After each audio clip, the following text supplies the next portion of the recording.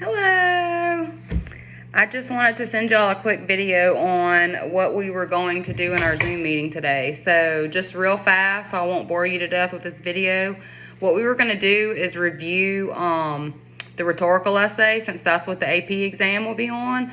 So I was going to just go through and refresh like all the parts of Joe Leaf for y'all. So like if you kind of remember what Joe Leaf looks like, it kind of looks something like this. Is scribble scratch, but it kind of looks, you know, the beginning top part looks kind of like this.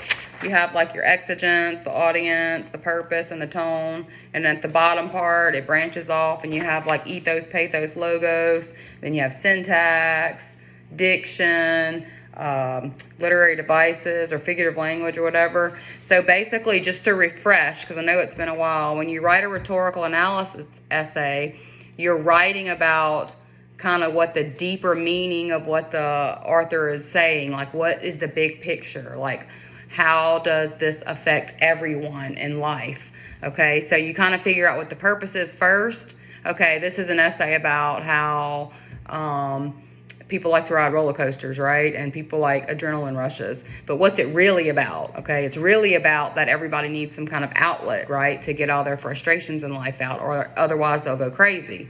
Okay, so just to remind you, that top part of Joe Leaf, where you do the exigence, audience, purpose, and tone, that is your introduction of a rhetorical analysis essay. And then you'll add a thesis statement to it where you pick two of the bottom things to talk about, okay? So your introduction to a rhetorical essay is usually short and sweet, 3 or 4 sentences.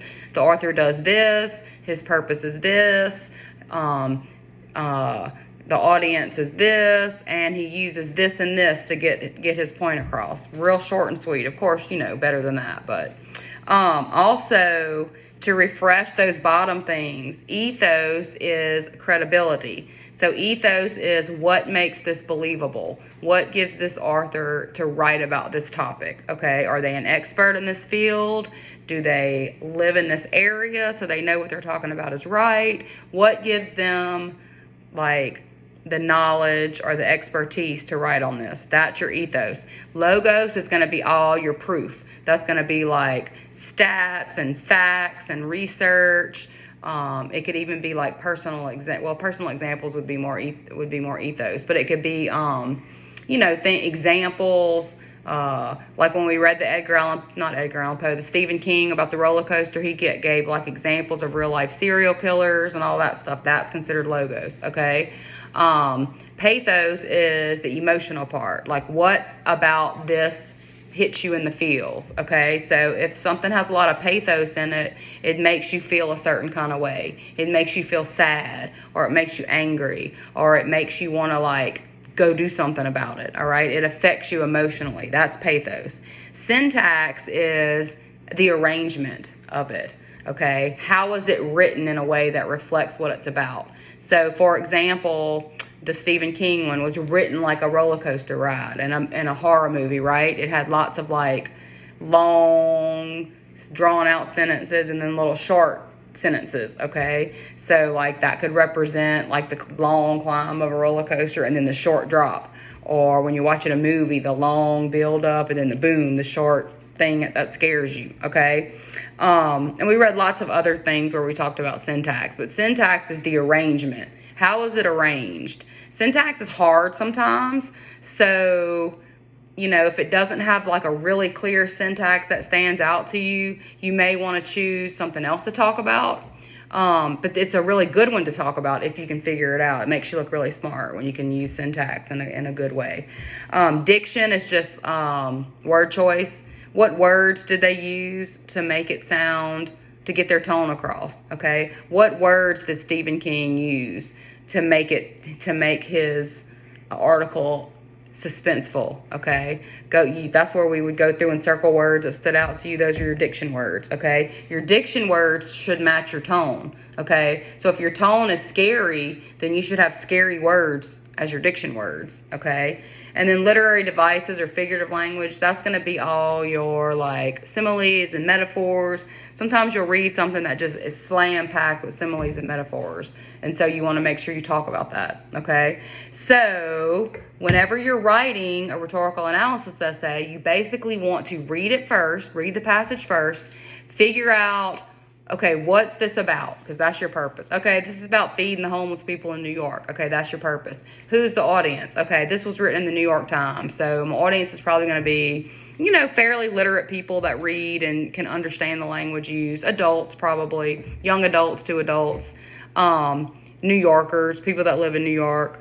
And then your tone would be like, is the writer trying to inspire you? Is the writer angry? Is the writer serious? You know, whatever the tone of it is. Is it humorous?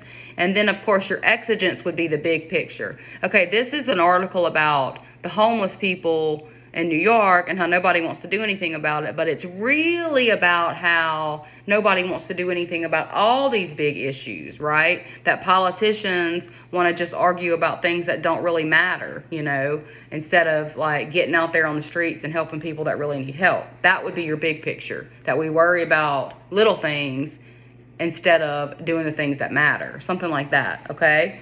And so I would pick two ways to prove that that's what she's trying to say. Okay, I'm going to use ethos and I'm going to use pathos, and then I'm going to go through and find examples of all that for my body paragraphs, okay? So that is basically kind of what you do for a rhetorical analysis essay. We wrote a few at the beginning of the year. So what we're going to do to kind of get your brains thinking again is I'm going to send you a link to a commercial, and I want you to watch the commercial, and then I'm going to ask you to answer, I think I have 4 questions in the email. It's going to ask you, okay, watch this commercial. What do you think the purpose of this commercial is? Okay, the purpose of the commercial is, you know, to sell a product, okay?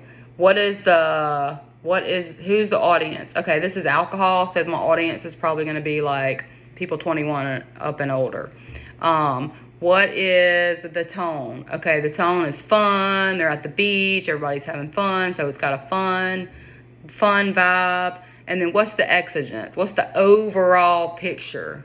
Oh, this drink helps people have fun, and what's important in life is having fun with your friends, okay, or whatever, okay? So that's what I want you to figure out in the commercial, okay? What's the purpose? Who's the audience? What's the tone? What's the overall picture? What's the exigence? And then I'm going to ask you, if you were writing an essay on this commercial, what 2 things would you talk about and why? Well, I'd talk about pathos because it's got all this fun music and it makes you feel a certain way, and it makes you feel like you want to go hang out with your friends, and it makes you feel like you want to be on the beach, and it puts you in a good mood. So I'd definitely talk about pathos, and I would talk about one other thing that I want you to find in the commercial, okay? So I'm going to send you in your link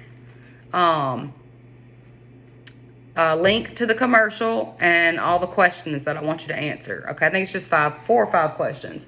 So you have until Friday to watch the commercial, answer the questions, and email them back to me. You can also, if you want to just write the answers on a piece of paper and take a screenshot, you can send it back to me too, okay? And then next week, we will go over your answers and see if you're right, and then talk about how to move from there into an essay, okay? I probably will make you write an essay on this and count your essay as your final exam, okay?